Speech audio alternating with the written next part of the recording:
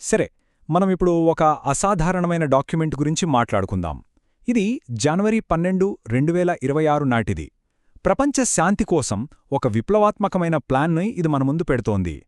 బహుశా ఇది మన భవిష్యత్తును మార్చగలదేమో. ఈ డాక్యుమెంట్ మొదలవటమే ప్రపంచం చాలా క్లిష్టమైన పరిస్థితుల్లో ఉంది అని చెబుతూ మొదలవుతోంది. అమెరికా, రష్యా, చైనా మధ్య ఉద్రిక్తతలు పెరిగిపోతున్నాయని ఇది హెచ్చరిస్తోంది. ఈ విషయం మనందరికీ తెలిసిందే కదా, రోజూ వార్తల్లో చూస్తూనే ఉన్నాం. మరి ఈ సంక్షోభానికి పరిష్కారమేంటి?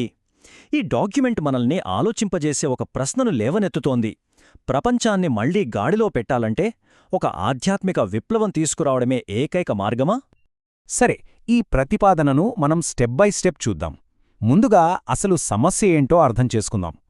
ఆ తర్వాత దాని వెనుకున్న కాన్సెప్ట్స్, వాళ్లు ప్రతిపాదించిన స్ట్రక్చర్, యాక్షన్ ప్లాన్, చివరగా మానవాళికి వాళ్ళిస్తున్న సందేశమేంటో పరిశీలిద్దాం.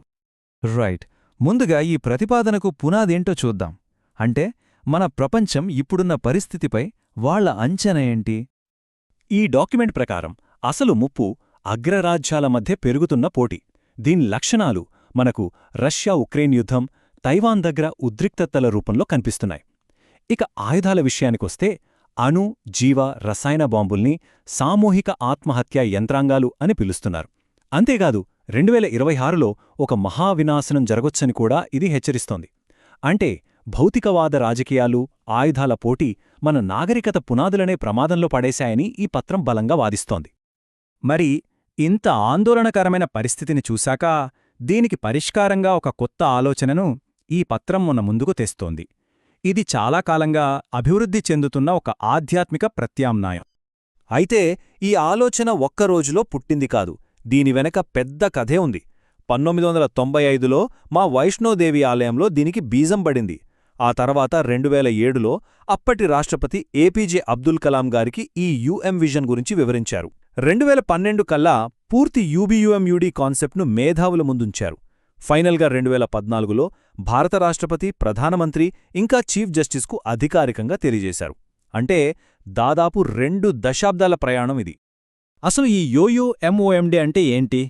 వినడానికి కాస్త కొత్తగా ఉంది కదా. పదండి, దీనిలోని 3 ముఖ్యమైన స్తంభాల గురించి తెలుసుకుందాం. ప్రతి అక్షరానికి వెనుక ఒక బలమైన అర్థం ఉంది. మొదటిది యూబీ అంటే యూనివర్సల్ బ్రదర్హుడ్, తెలుగులో విశ్వ సౌభ్రాతృత్వం. ప్రపంచంలో ఉన్న మంచి శక్తులన్నిటినీ ఒకచోట చేర్చడం, ఎలాంటి విభజనలు లేకుండా అందరిలో ఐక్యతను తీసుకురావడం దీని లక్ష్యం. ఇక రెండవది యుఎం అంటే యునైటెడ్ మాస్టర్స్ లేదా ఐక్య గురువులు. ఇది ఒక నిర్మాణాత్మకమైన ఆలోచన. ఇప్పుడున్న ఐక్యరాజ్యసమితికి తోడుగా, దానికి అనుబంధంగా ఒక ఉన్నతమైన ఆధ్యాత్మిక, మానవతావాద ప్రపంచ సభను ఏర్పాటు చేయాలని ప్రతిపాదిస్తోంది. ఇక మూడవది యుడి యూనివర్సల్ డిజార్మమెంట్ అంటే సార్వత్రిక నిరాయుధీకరణ. ఇదే అసలైన అంతిమ లక్ష్యం. రాజకీయ శక్తుల ఆధిపత్యాన్ని తగ్గించి ఈ ఆయుధాల పోటీని పూర్తిగా ఆపేయడం.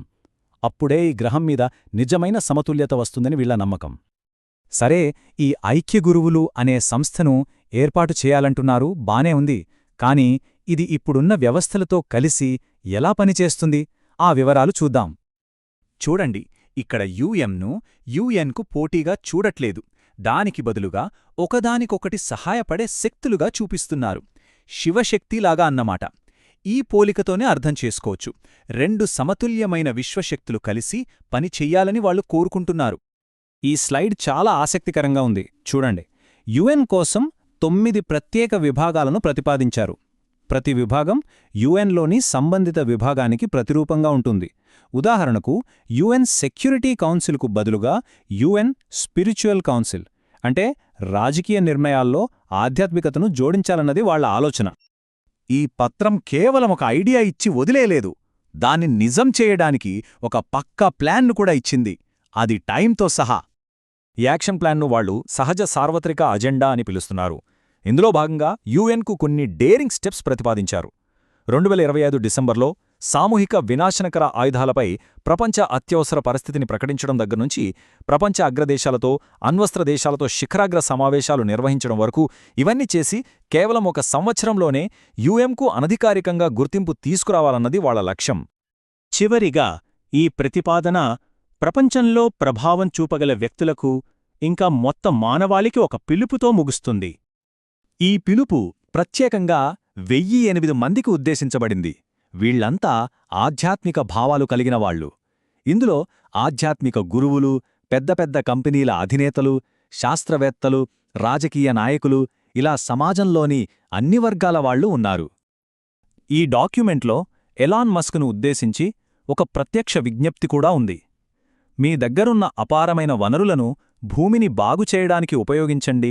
2034 నాటికి ఈ సామూహిక వినాశనకర ఆయుధాలను పూర్తిగా తొలగిస్తే మనం అంగారకుడి మీద ఇల్లు వెతుక్కోవాల్సిన అవసరం కూడా ఉండదు అని సూచిస్తోంది.